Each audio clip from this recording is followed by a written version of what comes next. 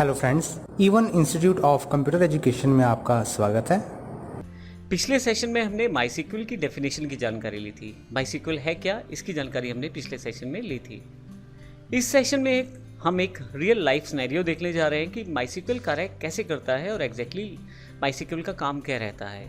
जैसे कि मैंने पिछले सेशन में आपको बताया कि माईसीक्वल का मुख्य काम डेटा को स्टोर करना है और यह डेटा बैकएंड पे स्टोर किया जाता है। अब एग्जैक्टली बैकएंड और फ्रंट एंड क्या है? फ्रंट एंड, अब एग्जांपल के लिए जैसे मेरे पास एक वेबसाइट ओपन है smartosystems.in, जिसके सामने यूज़र बैठा है, वो असल में उसका फ्रंट एंड है। तो जब आप यहाँ से कोई डेटा फिल करेंगे तो वो डेटा कहीं ना कहीं जाके सबमिट होगा और जहाँ वो सबमिट होगा वो बैक एंड कहलाएगा। तो आइए इस एग्जाम्पल को रियल लाइफ सिनेरियो से जोड़ते हैं। मेरे पास यहाँ एक ऑनलाइन इंक्वायरी के लिए फॉर्म दिया गया है राइट हैंड साइड पे smartosystems.in की वेबसाइट पे। अगर मैं इसे क्लिक करूँ तो मुझसे जानकारी मांगी जाएगी, नाम, ईमेल और फ़ोन नंबर। अगर मैं इसे फिल कर दूं और स्टार्ट चैट कर दूं या सबमिट, जैसा भी ऑप्शन फॉर्म के साथ रहता है, तो ये डेटा कहीं ना कहीं जाके स्टोर हो जाएगा। तो एग्जैक्टली वो जो डेटा स्टोर हो रहा है वो कहीं ना कहीं बैकएंड में किसी जगह पर तो स्टोर हो रहा है और असल में वही माईसीक्वल सेटअप है जहाँ उसे स्टोर किया जा रहा है। तो आइए देखते हैं इसको प्रॉपर एग्जाम्पल के रूप में। अब यहाँ मेरे पास एक प्रेजेंटेशन अवेलेबल है जिसमें यदि आप देखें तो लेफ्ट साइड पे फ्रंट एंड है।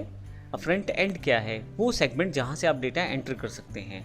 डिपेंड करता है आप सॉफ्टवेयर के सामने हैं या वेबसाइट के सामने है या किसी ऐप के सामने है, लेकिन जहाँ पे आप डेटा सबमिट कर रहे हैं वो असल में आपका फ्रंट एंड है। मोटे तौर पे फ्रंट एंड जो रहता है, जैसे वेबसाइट्स का HTML, CSS या PHP के साथ तैयार रहता है या वर्डप्रेस जैसे टूल के साथ, और इसी तरह से एंड्रॉयड ऐप में आपके पास ऐप का फ्रंट एंड रहता है।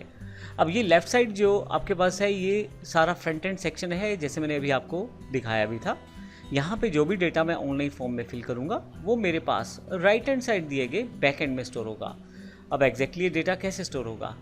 इस डेटा को हम अलग अलग RDBMS से स्टोर कर सकते हैं, जैसे माईसीक्वल जो एक ओपन सोर्स सॉफ्टवेयर है, SQL, ओरेकल और एक्सेस, और इसके अलावा आपके पास माइक्रोसॉफ्ट का SQL सर्वर भी अवेलेबल है। इनका प्रयोग करके आप अपने डेटा को बैकएंड पे स्टोर कर सकते हैं।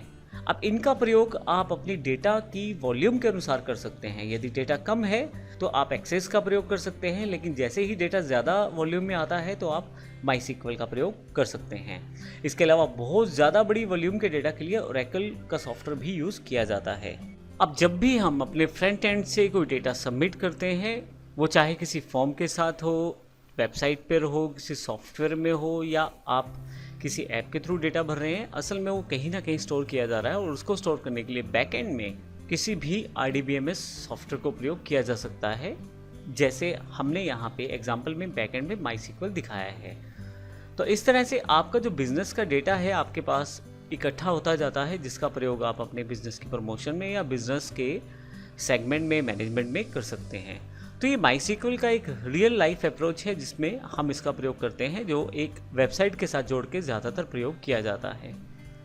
हम देखेंगे अपने सेशंस में आने वाले समय में कि और कौन कौन से यूजेज हैं जो माईसीक्वल में प्रयोग किए जाने वाले हैं। अब यहाँ तक तो हमने बात की है कि माईसीक्वल के एक रियल लाइफ एग्जाम्पल के बारे में। अगले सेशन में हम देखेंगे माईसीक्वल ही क्यों, क्योंकि जैसे मैंने आपको बताया आपके पास MS SQL अर्थात माइक्रोसॉफ्ट SQL सर्वर अवेलेबल है, ओरेकल का सॉफ्टवेयर ओरेकल अवेलेबल है, माइक्रोसॉफ्ट एक्सेस अवेलेबल है। तो हम माईसीक्वल ही क्यों प्रयोग करें, अगले सेशन में इसकी जानकारी लेंगे। धन्यवाद।